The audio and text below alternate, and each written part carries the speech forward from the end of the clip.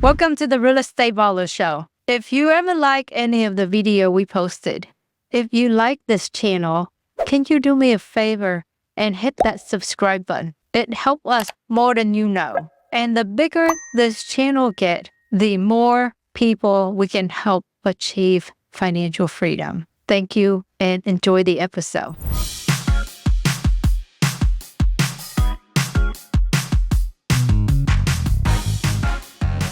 To structure these type of deals, what kind of knowledge does an individual need to have to be able to, get creative financing? Because I think that's one of the big concerns for anyone who looking to get into storage is, well, how do I get funding, right? Yeah.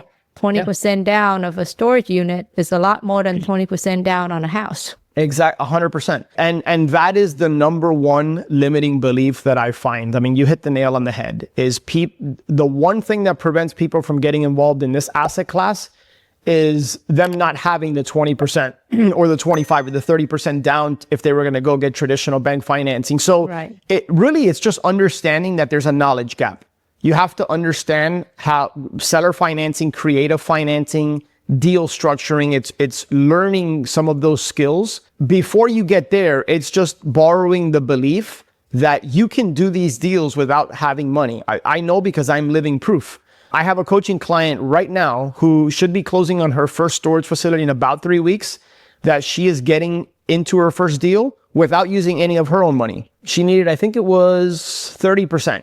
She needed 30% to get into the deal, and she got that from 2 equity partners. So she gave up some ownership in the deal. She got the 30% she needed, and she's getting bank financing of 70%. So it's just a knowledge gap. It's just understanding that you can do these deals. It's not that you don't need money. It's just the belief that it doesn't have to be your money. And so I'm a big advocate of seller financing. And really, seller financing is nothing more than just, sometimes you have to educate the sellers, or, if there's residential investors watching, the homeowners. It's basically just them becoming the bank. I think a bridge to get to that conversation is to ask important questions to the seller of like, hey, once you sell this property or this facility, if you don't mind me asking, like, what are your plans for the money, right? Are you getting ready to travel the world like my friend V here did last year? Are you what do you plan on doing? And then I will ask questions about, well, listen, obviously I'm not a CPA or an accountant, but have you had a conversation with your CPA about the potential tax consequences of selling? Sometimes just asking those questions will reveal a lot about where the seller's mentality is, and that can open a door to have a conversation about seller financing. So it's simple as start by asking. Just start asking. That's never it. know. That is, to me, asking questions is your best tool. It's the best tool of a coach. It's the best tool of a salesperson. It's really just asking questions to understand the position that person is in, what their plans are, and then structuring the deal in a way that helps them accomplish what it is that they want. So I think you did answer this one question that I have earlier. Your units are local and long distance. All of mine are long distance. So I live in Miami, and I don't own any storage facilities. I could not hop in a car and get to my units without it taking, probably over 6 or 7 hours. And that's good, because if it was in my backyard, I would probably be there more often than I need to be.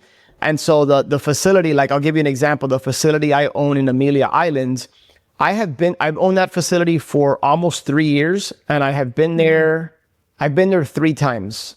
Once during due diligence. The second time was when we closed. And then I went one time about a year and a few months ago. So you don't have to be there very often. So tell us about that. So you don't have to be there. Right. How do you manage it from afar? How do you have maintenance? Do you have issues? How do people sign up? So one of the things that I coach my clients through is a 3-prong management system. And the first arm or leg of that system is we work with a third-party management company that is reputable. They specialize in storage operations and management.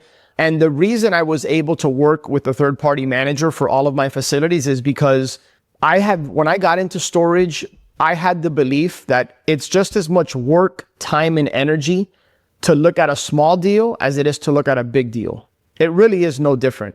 And so I started looking for storage facilities that were 20,000 net rentable square feet and greater, because I knew that in most cases, those facilities would generate enough revenue to be able to support a third-party management company. So I have a third-party management company that is responsible for the operations. Now, it is my responsibility as the owner to manage the manager always.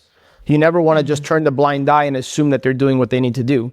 I have a part-time 1099 independent contractor, boots on the ground. That person is responsible for once a week going to the facility and doing unit sweep cleanouts, lock audits. They put overlocks whenever a tenant is behind. You know, they keep the facility clean. They take pictures whenever we're going to auction the contents of a unit. So that person is part-time. Again, they visit the facility once, maybe twice a week. And then our third-party management company has a call center. So I have never spoken to one of our customers. Whenever they have, if there's an issue or if they ever want to rent a unit, everything is digitally. So they can scan a QR code and immediately rent a unit. They can also call the call center and the call center, you know, takes care of them. That is what provides us time freedom, is the fact that I don't have to be there. I don't have to have any employees. Automation does a lot of the heavy lifting, and then working with a really, really good boots on the ground and third-party management company that has a call center. That is the three-pronged management system that allows us to operate these facilities from really anywhere in the world and not have to be there very often. Hey, thanks for tuning in today. I do have a favor to ask. If you enjoyed this video, please don't forget to like, subscribe, and hit that notification bell to stay updated with more amazing stories and insights from REBallers. Thank you so much, and we'll see you in the next video. This episode is brought to you by Jet Lending. For over 20 years, Jet Lending has been helping real estate investors succeed. They offer 100% financing so you can be in at $0 at closing. I can always count on Jet Lending to fund my deals. If you're looking to fund your next deal, contact our friend over at jetlending.com.